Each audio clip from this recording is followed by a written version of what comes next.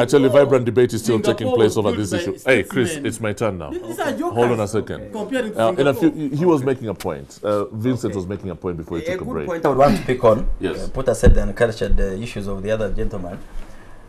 He makes a point to imply that the push by Ogwang is not justified or perhaps motivated by an anticipation to go to cabinet. We've seen people who never sang praises to Museveni go to cabinet. So that proves his point wrong. Like who? Banyanzache never sang praises to Museveni. First wait. He was a pain. No, whatever it is. So therefore now, if the formula is to sing praises, then that doesn't work. Why are you not talking about Kakoza? Yes. Why was he rewarded? Whatever the case is, we saw Banyanzache in cabinet. He was not there because of a first term or fifth term or third term. We saw many others. But let's look at the motion of Ogwang. To me, everybody is right. And let's judge people by the justifications of the points they put across. Not just try to blackmail them. Ogwanga led a famous anti-corruption crusade in parliament. So if we are to look at his credibility, I think he will pick high. Let's get to the point. Who censured the ministers? No, you are not censured. What's your point? The point I am making here is that if there is one, do not try to power scorn at someone who says, for me, as a movement supporter, yeah, that's a fair point. For me, as a movement supporter, however much you try to gag me, my voice will come out. Your voice is louder than mine.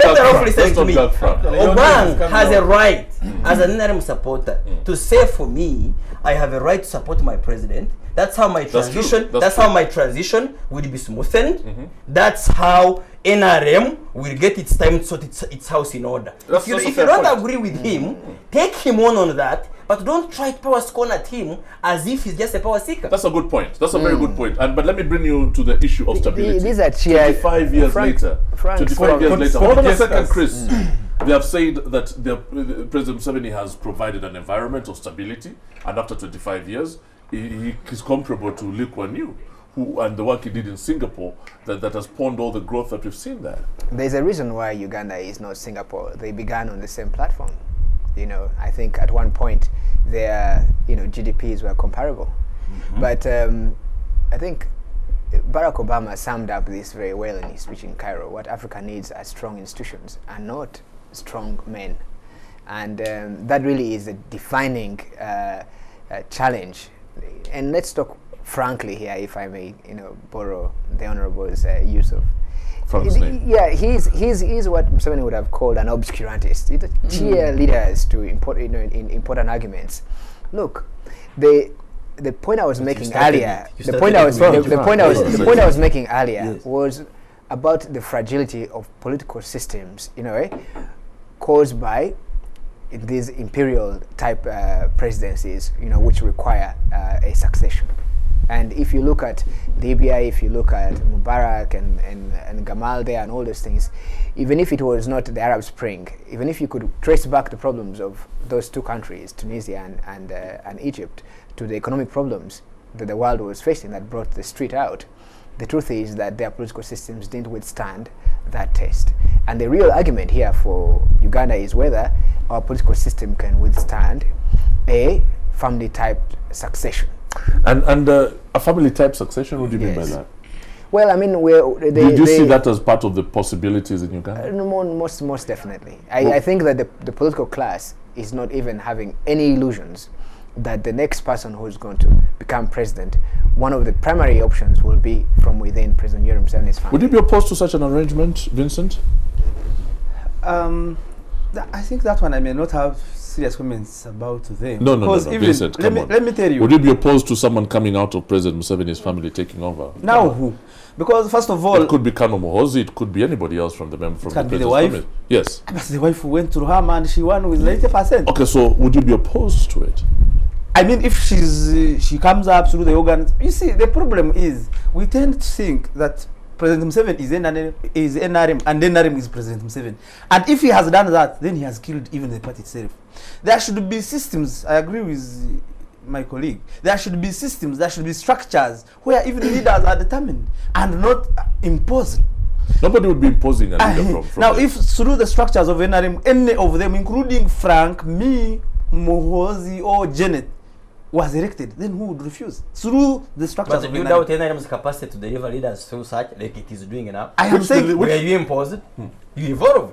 So automatically any other person will evolve. yeah, this is it. Exactly. Yes. So would you be opposed if me and you sat in Nambole and we felt right that because of the timing and the need for our party to move ahead, our candidate is President Museveni, just like if DC feels their candidate is Besigye, do you think it would be immoral, as these political writers try to portray it, for us to say our candidate is President Museveni, so long as he can be able to take our party to victory? But what about you, Frank? Would you be opposed to someone coming out of the president's family to take over the country's leadership? Anybody, be it the president's family, be it my family, be it let me tell you the beauty of You're the diverting me, man. I am not diverting you. You see, for you want to just pickpocketing answers. If the president's family has demonstrated, you get it, its ability to serve the country in different capacities. The first lady was in Ruhama, she's in Karamoja doing, Obore was praising her here. So, if really anybody can stand up on his or her own, you get the point. But that again should not be presented as a story to power a bad image on the NRM, that all we are seeing is preparing one family to succeed. I'm not sure anybody has done that. But that's what it has to be part of the greater debate, though. The NRM's ability to bring up any other leader, even after Museveni. The point Angelo said about Barack Obama, the America of today, with the strong institutions, which I agree with, which enabled the black Obama to be president, you get the point, we are put there by strong men. They did not evolve from the vacuum. The first president, Roosevelt, who ruled until he died, you get it, was left there, was exhausted, but the Americans used his skill to lay a strong foundation for America, which even the black men like Is that the process that Uganda is going through at the moment? Why not? You want to compare Uganda with America? Well, Uganda which got independence in '86. Yes, the Uganda which never saw elections. That's what your politics says, that it was good. That's for sure. So what independence did we get in 1962? What followed? Was that independence? Right. Ugandans were more. I must say, I want to agree with Frank here that the longevity of President Yoweri Museveni is one of the unique parts of our history. The more stable, if you like, part of the last 50 years, was from 1986. Yeah. Before that, you had changes of government in quick succession. So it hasn't been a bad thing. It hasn't been a bad thing, but this is not the point. If you look the next 50 years, then the difference between institutions, and this obsession with personalities comes to the fore. Are we rushing the creation of institutions? Are we in a hurry to create institutions evolve and to the extent that we have to be. You say they evolve.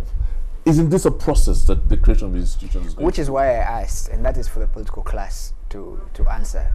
Can Uganda's political system withstand a family type succession? What do you think, Chris? And what are the implications of that? I say this with all seriousness, Honorable Chamadidi, because we know that the associated side effects of NRM's neo-patrimonial system has been the predatory corruption you're seeing, the dearth of services. We can't wrap our heads around. Not a single policy has been implemented as effectively as it was conceived. And that is because the political system is based upon patronage. Okay, what about you, Chris? What's your contribution to this part? I was just listening to Frank moving in circles. And I don't understand what we're discussing, whether we're in touch with the reality. You see, for you, you want to concentrate on one area of your obsession. So if other issues come in, which are fundamental, what are those issues? What are fundamental issues, really? That if somebody leads NRM to victory, your analytical capacity is highly compromised. You see the thing. I cannot let you talk because you say nothing. And let now us who have substance speak. Okay, so can we hear now? Lead our party to victory. Victory to achieve what? To achieve the environment you strive in. So the NRM government has achieved anything? Exactly. Listen, we are coming there. 26 years down the road. If we speak about, let's do cost-benefit analysis.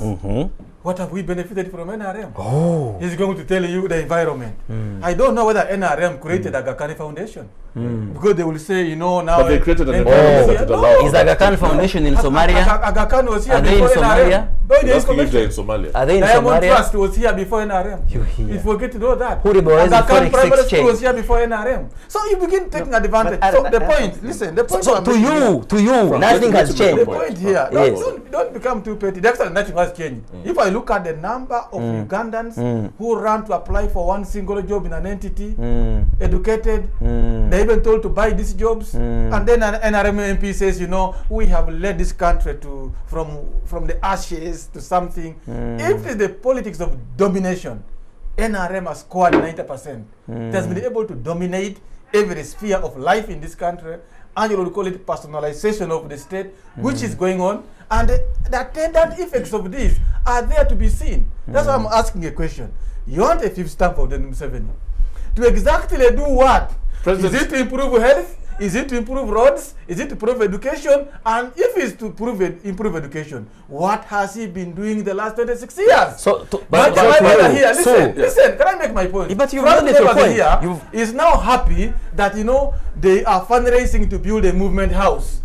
Yes. They want 30 billion. And you contributed 5 million. After 26 years. You gave 5 million. That was not our priority. Listen, you gave 5 million. But they did, yes. But others gave black. Listen, is he giving 5 million? Yes. But in Kamwenge, there is an old demand dying of elephant. Yes, You don't just want to be trivial and allow me to educate you. The Kamwenge before the NRM, children were dying of polio, children were dying of measles. Listen. Now they are no longer dying of polio. People are safe. People are doing what they want. Elephantiasis is a communicable disease. Why do you say no, but there's one fundamental point. What is the point? The point let's not he go asked into the question. He asked the question. You want a fifth term for what? Exactly. Tell me. We even want more 10 terms for the NRM.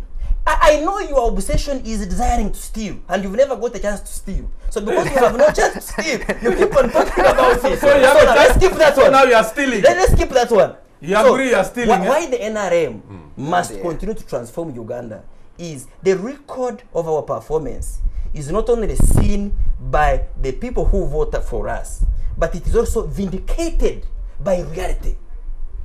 Egypt, Tunisia that you talk about, they are systems you cannot corrupt.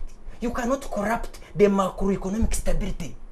When you go to Zimbabwe the other time, when they had put sanctions on Mugabe, the Zimu dollar was useless. When the leadership that you see, when the leadership, listen. When the leadership, be cultured, my brother. When the leadership you despise, has been able to hold the country together, hold your shilling to retain its value, make your point quickly. continue to maintain good relations within and out, opening for you markets. You don't despise that leadership. One final question. You actually become unserious. One you look unserious. I want you to come in. One of the people that President Museveni admires the most, and he says he's the greatest African that ever lived, was Julius Nyerere. And after 20 years as President, Julius Nyerere said, "There's nothing I can add to the things I've done over the last 20 years." If you had an opportunity to tell President Museveni something about his contribution to Uganda thus far, why would you be arguing against his contribution? Again, very specifically, with reference to what Nyerere said. Yeah, thank you very much, Alan. One, I disagree with all of them. President Museveni has done tremendous work for this country. There's no doubt. You can talk about macroeconomic policies, but we are seeing some of these things again going backwards. Me, I'm a teacher of economics. If you have a slump, then you recover. Then you go to boom, then you begin recession, then you go to another slump, and something like that. And the circle, we call it a trade circle, and you see some of these come. If you're talking about inflation we had contained, the other was it in January when it was around 30.2%. The factors are known. And the factors are known, and you could be one of the factors. It's not What do you mean it could be one of the factors? It's not a staying of President Museveni. No, what I am saying, you could be one of the factors. Yes. We have commercialized the politics. Yes. You know what we did. You know how much money you guys spent in the elections, and there was no. You didn't get any of that money. Me? How could I get? How did you win? It was. The election was commercialized. Surely. But you see, You see, Frank, I think we need to be frank. Yeah. Much as Be like me. yes, You see the truth. yes. Much as the the president has done tremendous work for this country, I think it is also very important that we tell him you have delivered that. So is your opinion within the NRM as split as I see yours? Yes. Yours is black, his is white. No, I actually agree Positions with are very Vincent. But you're scared of Do you know why saying it I or agree what? with Vincent? I agree with Vincent that if Museveni stopped being president today, NRM will continue. You get the point? That's your view. But I'm also telling you that do not hold in contempt. You did not allow me to make a point. Make your point quickly. You We're did running not out allow of me to make a time. point. Just across Kenya, you know what KANU was, and you know how many MPs they have now. Not very many. I think about 10. I don't think they even have those numbers. They say they have around the 2. But that's not a good example to I compare. mean, why I'm saying it's a good example. Moise used to think he was KANU and KANU was him. I don't agree with you. No, So you're saying that I am Moise is saying being exhibited in President Museveni? we should have institutions created. Let me tell you. For you may not know. Time will come to tell. But let me tell you, if President Museveni left today, Yes. actually, if he left in 2016 with this confusion we have, Yes. someone else. Because the confusion is captured by there is. the confusion is captured by your the environment position. has not been. Isn't this a reflection of the confusion within your party? Exactly. Alan. So that because two members of the same party are in And trouble. this is it. No, And you but see, me, the but problem that's is heresy. me, That's Let me bring in heresy. Angelo. That's Angelo. heresy. Angelo. Hold on a second, guys. That's No, tolerance. Angelo. You guys- Isn't this? Doesn't this capture the maze that NRM finds itself It's in? actually heresy. Is that a healthy? Is it healthy, is, it or is it is. a malignant sort of cancer that is going to In hit them fact, up? the malignancy is terminal now, if you'd like. That's a Look, wish. the problem actually of the opposition is that they too conflate the political transition and the succession issue, because they are focused entirely on the removal of President Museveni instead of building a party that can deal with politics. fragmented Yes, NRM. yeah. So you can see how the Ugandan story is made up of both the NRM that is in the opposition, which is really the splinter groups within the party, and then the NRM which departed, which is represented by Kizza Besigye. Yes, we haven't really gone into a proper debate on political transition. I put it to you, Alan, because Kizza Besigye's sole purpose has in every election been to remove Yoweri Museveni, and I find that politics itself, and all the other things is why we require a different type of we require renewal. Yeah. Where is that renewal going to come from? But isn't getting rid of President Museveni therefore going to disintegrate the NRM as it is, given that a lot of it is based on what Vincent is saying, a lot of power is concentrated around the person of the president? That's why we can talk about political institutions, the devolution of power. By the way, I have a real distaste for the size of cabinet and the size of parliament. Yes. You know, eh? Yeah.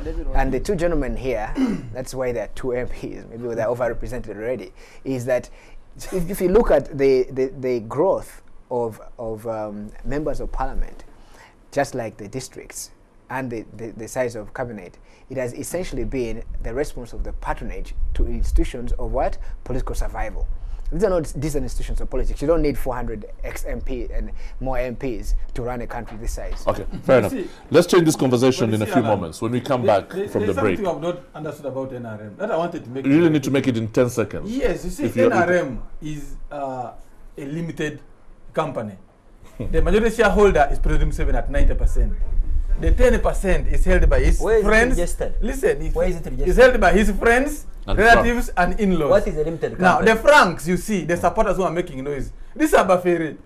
They have no shareholding in this. And if Museveni, the shareholder, says no NRM, this will run away like termites, running away from kerosene. Let's talk about the creation of Say new that districts. for the last You'll 20 run years. away from kerosene. Please switch off this guy's microphone. We'll talk about the creation of new districts next on the Fourth Estate. Good evening.